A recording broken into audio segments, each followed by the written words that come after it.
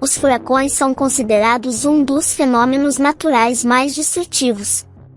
Em nosso país, eles não se manifestam de forma tão perceptível, mas nos Estados Unidos e em alguns outros países, os furacões literalmente não deixam nada para trás. É interessante que uma vez que esses fenômenos naturais receberam nomes exclusivamente femininos, mas em 1979, devido às críticas de boa parte da sociedade, decidiu-se alternar nomes femininos e masculinos, seguindo as letras do alfabeto. Um dos furacões mais poderosos das últimas décadas foi o Katrina, que varreu os estados do Sudeste da América em 2005. Como resultado, 700 mil pessoas ficaram desabrigadas e o dano total foi estimado em 125 bilhões de dólares. Não é por acaso que o Katrina se tornou um dos 5 furacões mais destrutivos da história dos Estados Unidos. Formado nas Bahamas em 23 de agosto de 2005, após 5 dias alcançou a costa do continente e arrasou cidades inteiras. Por exemplo, em Gilchrist, Texas, não restou um único edifício intacto. A cidade de Gilchrist está localizada na costa do Golfo do México. Assim, em 2005, os moradores tiveram que fazer muitos esforços para reconstruir suas casas. No entanto, 3 anos depois, em 16 de setembro de 2008, um novo furacão chamado Ike veio e novamente não deixou pedra sobre pedra. Tudo se foi, exceto por uma casa.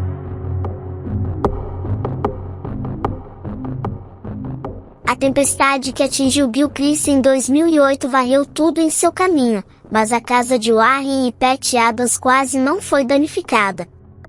A residência teve apenas danos colaterais, várias janelas quebradas, uma varanda quebrada, escadas e danos parciais no telhado. A família Adams gastaram apenas alguns milhares de dólares para restaurar sua casa, enquanto os vizinhos tiveram que reconstruir tudo do zero, olhando com espanto para a estrutura sobrevivente. Como isso é possível? Tentarei considerar tanto as versões científicas quanto aquelas que estão além de nossa compreensão. Ainda assim, o caso é extraordinário e é extremamente difícil explicá-lo.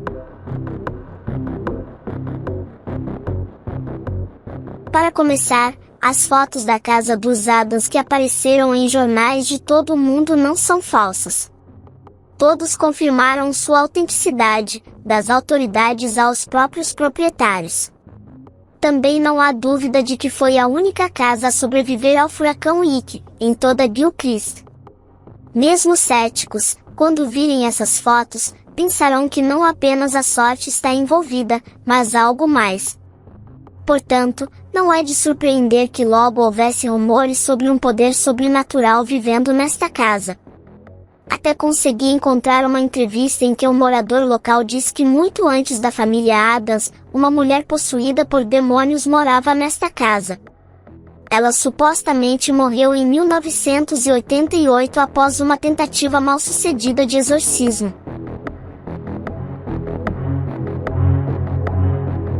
Mas, provavelmente, o relato deve ser sobre outra casa, ou essa história é uma ficção. Porque o edifício foi realmente construído em 2005, logo após o furacão Katrina. Portanto, esta versão pode ser descartada. Outra hipótese diz respeito ao local onde foi erguida a casa. Alguns moradores de Gilchrist afirmam que há muitos anos atrás havia um antigo cemitério e uma pequena igreja batista.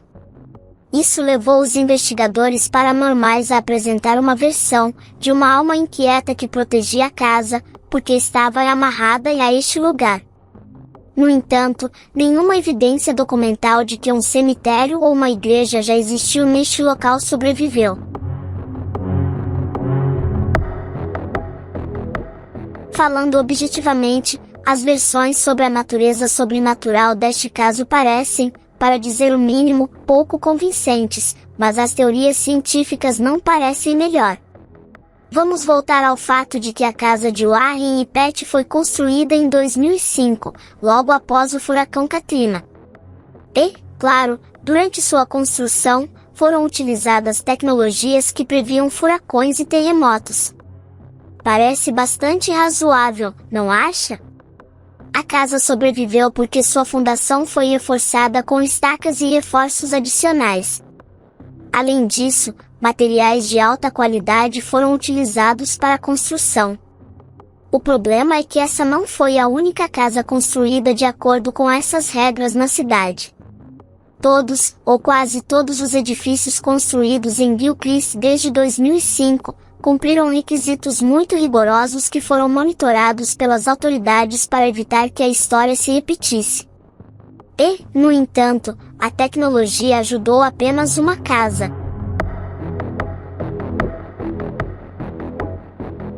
A próxima hipótese diz respeito ao fato de a casa estar no epicentro do furacão, onde o vento sopra com velocidade quase zero e, portanto, sobreviveu.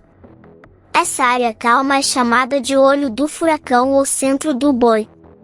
Mas mesmo esta versão não se sustenta por dois motivos. O furacão deveria ter se formado bem em cima da casa, e não foi, e o seu olho deveria ter um diâmetro bem maior, os vizinhos também não teriam sido afetados. O furacão Ike não parou em Gilchrist, ele foi mais longe por terra, o que significa que esta casa definitivamente não esteve no epicentro do furacão por algum tempo.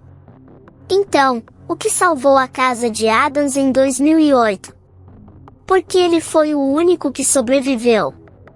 Isso permanece um mistério até para os próprios proprietários até hoje.